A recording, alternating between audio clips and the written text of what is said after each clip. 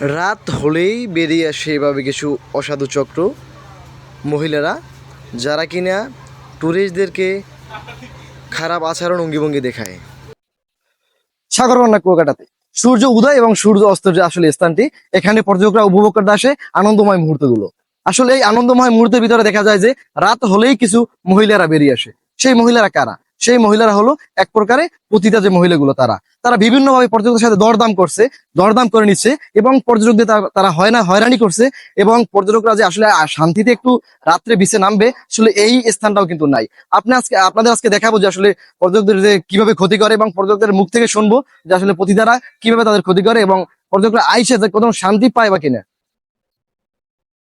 পর্যটকদের সাথে খারাপ আচরণ, খারাপ অঙ্গিভঙ্গি, এগুলোই হয়তো তাদের কাজ। সাগর পাড়ে রোদে রাত হলে নামলেই দেখতে পারবেন এদের আনাগোনা। ট্যুরিস্টদের চেয়ে এদের আনাগোনাটা অনেক বেশি হয়ে পড়ে।